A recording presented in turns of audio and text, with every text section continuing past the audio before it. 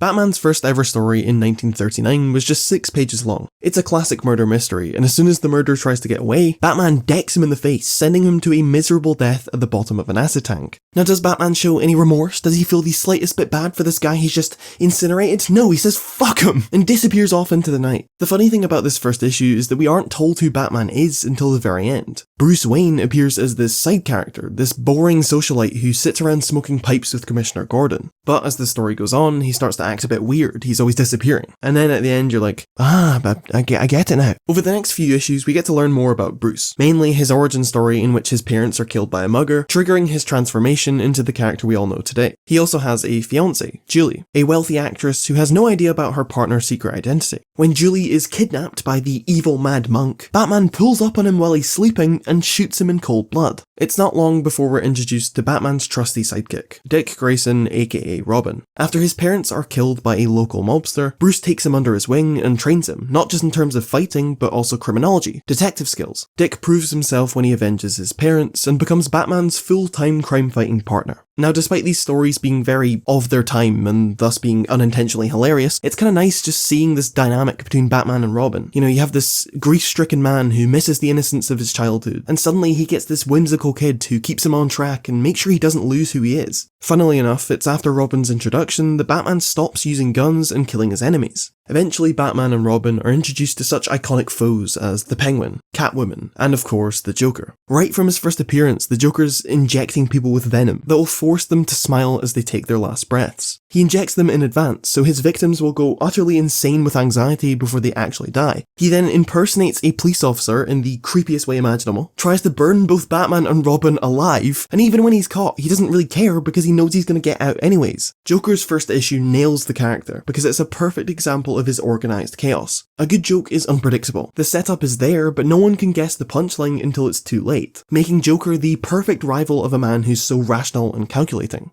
Having fought crime for quite a while now, Batman cements a relationship with the police, transitioning from a vigilante to an honorary member of the Gotham Police Department. The iconic Bat Signal is born, and Batman and Commissioner Gordon start working closely together, helping each other foil the Joker's plans. This brings them closer together as detectives, and also friends, kinda. Batman and Robin continue to fight their fair share of criminals, along with guys like Two-Face and Scarecrow. Although unlike the Scarecrow we're all used to, this first version of Scarecrow is just a guy in a Scarecrow costume, who gets defeated when Robin jumps on a seesaw and it hits him in the ass. By this point, Bruce and Julie have broken up, and Bruce starts dating Linda, who's honestly just Julie with a different haircut. However, their relationship is short-lived due to a love triangle with Catwoman. You see, Catwoman has fallen in love with Bruce Wayne, who she has no idea is Batman. She says that if she ever got a chance with Bruce, she'd give up on crime and completely reform. And hey, this is great. Bruce can finally put an end to Catwoman if he just takes her out to dinner a couple times. He does just that, it's going really well, and Catwoman prepares to leave her old life behind. Of course, Bruce needs to explain to Linda why he's dating this other woman. And so he explains, he's like, look, I'm doing this thing for Batman, I'm only dating her so she'll give up on crime and blah blah blah. However, he's not talking to Linda here, but actually Catwoman in a Linda mask, because why not? And now having heard their relationship is fake,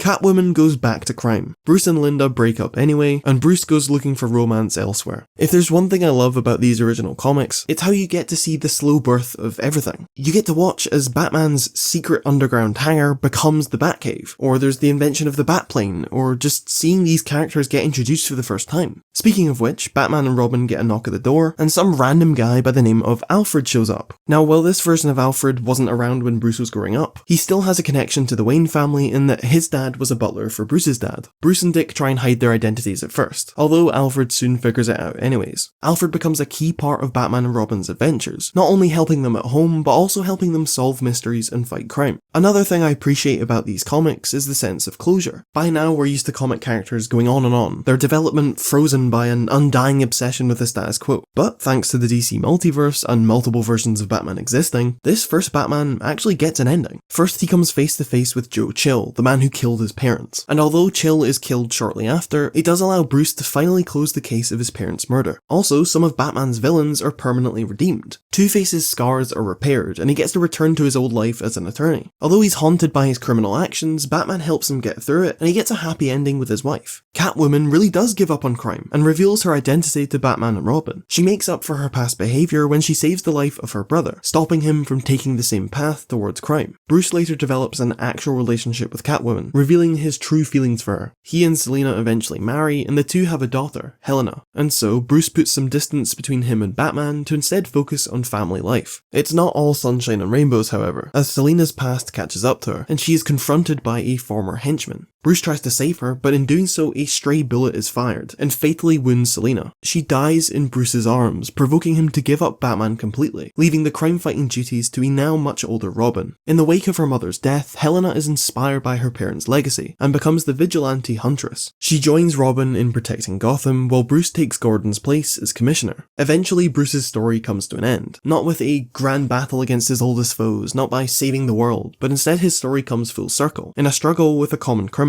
You see, there's this guy called Bill Jensen, who blames Commissioner Wayne for his false imprisonment. Upon getting out of prison, he acquires immense power from a sorcerer, I guess he can just do that, and announces his revenge to the people of Gotham. And so, Bruce puts on the costume one last time and sets off to bring Jensen to justice. Somehow Jensen overpowers all other superheroes in the vicinity, leaving Batman as the last man standing. Batman manages to defeat Jensen, but at a cost, and the two are taken out in the resulting explosion. In death, Bruce's identity is revealed to the world, and he is mourned by his friends, family, and the city he once swore to protect. His legacy lives on in his daughter Huntress, and the man who was like a son to him, Robin.